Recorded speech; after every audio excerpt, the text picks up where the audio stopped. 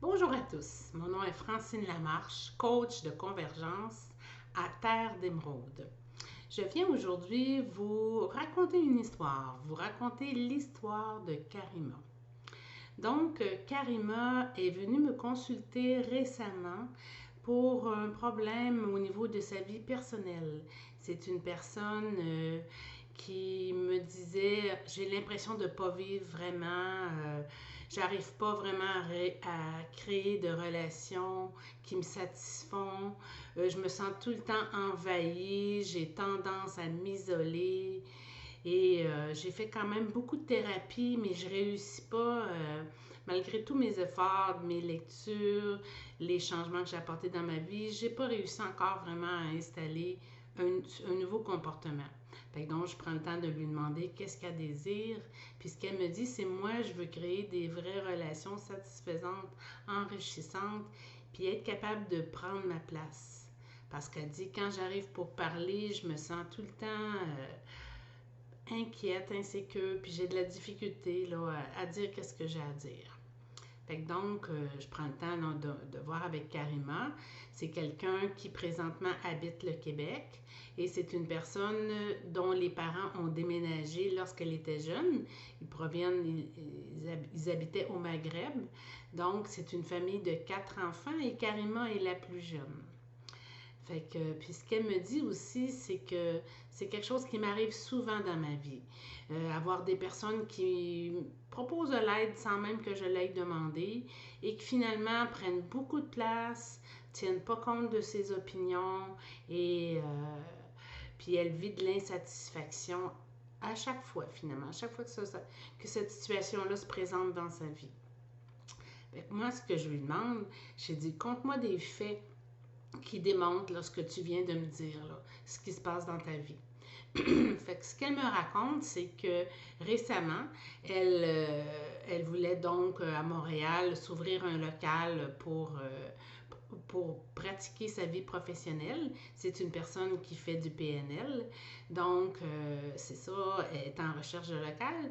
Et une de ses connaissances qui lui propose, ah, moi j'ai quelque chose à te proposer, j'ai un beau local, il est bien situé. OK, c'est un sous-sol, mais c'est quand même bien situé. Finalement, elle va visiter le local. Effectivement, elle aime l'endroit, mais elle constate qu'il y a quand même beaucoup de travaux à faire dedans.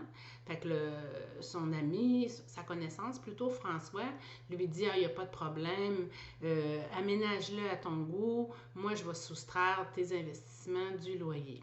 Fait que donc, Karima installe le local à son goût, elle commence à faire de la promotion et à recevoir de la clientèle. Et là, après quelques mois, elle harcèle François pour avoir le montant du loyer, savoir comment elle doit payer et avoir justement être capable là, de mettre son pied à terre dans cet endroit-là.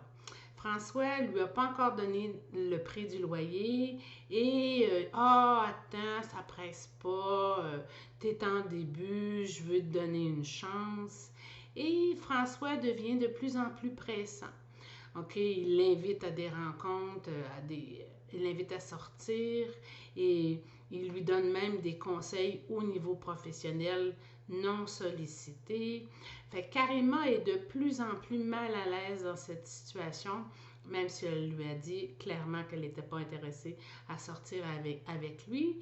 Puis Karima, étant donné qu'elle est mal à l'aise, ben de moins en moins portée à utiliser son local.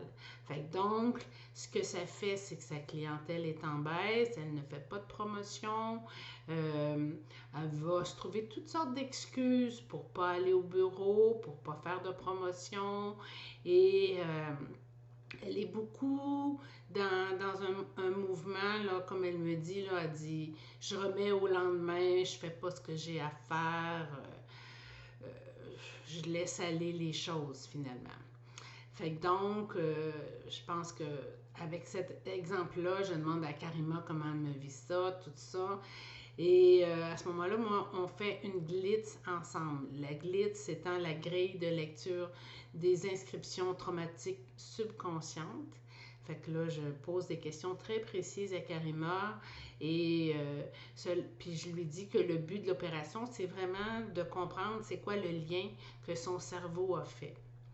Donc, après avoir répondu au questionnaire, Karima réalise, OK, que finalement, son cerveau a fait un lien au niveau de sa mère, qui était une personne très spontanée, qui avait beaucoup de répartie et qui donnait son point de vue haut et fort. Elle n'était pas gênée pour parler, elle parlait haut et fort. Et le problème, c'est que ça l'entraînait beaucoup de réactions de la part de son père, qui pouvait devenir même violent et même battre sa mère. Donc, puis elle a souvent vu dans son enfance sa mère fatiguée, alitée, qui filait pas, qui avait l'air d'être sans ressources et qui vivait de l'impuissance. Mais Karima, en réalité, avait quand même beaucoup occulté ses souvenirs. Elle me confie qu'en réalité, elle s'en rappelait pas vraiment. Elle s'en rappelait pas. Elle a peu de souvenirs de son enfance et ce sont ses frères et sa sœur qui lui ont rappelé ces situations-là qui avaient été vécues dans l'enfance. Fait que j'ai dit à Karima, j'ai dit, comprends-tu que ton cerveau veut te protéger? Ton cerveau lui a établi un lien entre donner son point de vue et prendre sa place et le fait d'être dans l'impuissance, sans ressources, fatigué. Donc, le cerveau est programmé pour te protéger. Lui, ce qu'il veut, c'est que tu restes en vie. Et il veut te protéger justement de ce sentiment-là d'impuissance, d'être sans ressources et d'être à plate finalement, d'être sans énergie. Donc, c'est normal que malgré tous tes efforts, malgré tout ce que tu as essayé de mettre en place, qu'à date, tu n'aies pas réussi à créer les relations saines et enrichissantes que tu désires. Parce que veux pas, pour ton cerveau, c'est dangereux et il est en mode protection. Mais heureusement, maintenant, avec les neurosciences, on sait comment tout ça fonctionne et il y a moyen de dissocier ces associations-là qui ont été faites par le cerveau. Et comprenez que c'est souvent, comme j'expliquais à Karima, c'est souvent des connexions dans le cerveau qui ont été faites lorsqu'on était très jeune. Et quand on est jeune, le mental est moins actif et on absorbe les informations sans les juger. Et le cerveau est en mode protection, lui, il fait un lien, puis après ça, il continue pour le restant de la vie, à moins de prise de conscience, à vouloir protéger Karima. Le cerveau est toujours en scan, et aussitôt qu'il voit, qu'il prend conscience de quelque chose qui ressemble à ce que Karima vivait jeune, bien lui, il rentre en mode protection. Donc, à ce moment-là, je propose donc à Karima de continuer le processus déjà entamé. Dans un deuxième temps, le processus, on va justement aller dégager les mémoires et favoriser l'expression des émotions qui n'ont pas été nommées, qui n'ont pas été extériorisées quand Karima était jeune. Parce qu'à ce moment-là, ce qui arrive, c'est que c'est là que ça crée un traumatisme, parce que Karima n'a pas pu se tourner vers quelqu'un et dire j'ai peur, je me sens pas bien, j'aime pas ce qui se passe. Elle n'a pas pu, elle est obligée de garder toutes ses émotions en dedans d'elle et c'est ce qui cause un impact à long terme aussi fort chez la personne. Donc, dans un premier temps, on va aller faire le travail plutôt Karima. Autrement dit, moi, ce que je fais, c'est que je montre à Karima comment faire et elle, après ça, elle a à faire un rituel quotidien de dégagement et c'est un rituel qui fait beaucoup de bien et qui aide à créer, à faire de l'espace pour après ça arriver à la dernière étape qui est justement de créer de nouvelles connexions neuronales. Et ce qui est intéressant avec le cerveau, c'est qu'on peut maintenant qu'on connaît avec les neurosciences, on sait qu'on peut créer des nouvelles connexions neuronales et en réalité, on le fait régulièrement.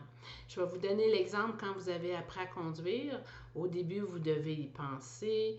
Je mets ma main où, je regarde mes miroirs, je pense à mes pédales, le frein, le gaz. Le cerveau est très conscient puis très présent quand on apprend à conduire. Plus on conduit, plus on le fait dans le plaisir, plus ça devient inconscient et à ce moment-là, les nouveaux circuits neurologiques sont créés. Donc, avec Karima, le but de l'opération, c'est vraiment de créer de nouvelles associations. Et l'exemple que je peux vous donner, exemple, c'est je prends plaisir à donner mon opinion, à m'exprimer librement et à avoir de la répartie. Le but, c'est que ça devienne fluide et naturel et tellement bien intégré à l'intérieur de Karima qu'à un moment donné, elle va arriver, elle va se rendre compte, tu vois, j'ai donné mon opinion, je me suis sentie bien, puis ça devient de plus en plus facile. Fait que c'est vraiment à ça que ça sert la glitz et le processus qui s'ensuit.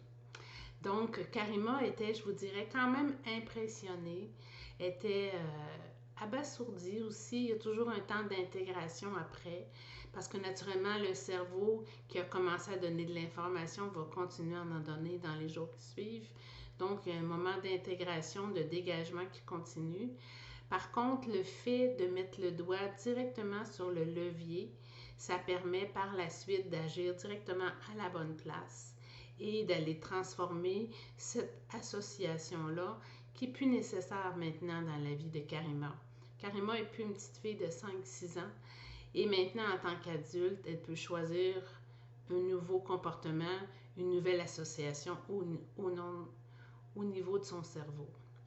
Donc, c'est l'histoire que je voulais vous raconter aujourd'hui. C'est sûr que c'est une histoire qui va avoir une suite. Karima est dans son processus. Et ça va me faire plaisir, éventuellement, lorsque ce sera le bon moment, de vous parler de comment ça se passe maintenant dans la vie de Karima. Fait que si vous voulez plus d'informations sur la glitz, n'hésitez pas à me contacter. Merci de votre écoute.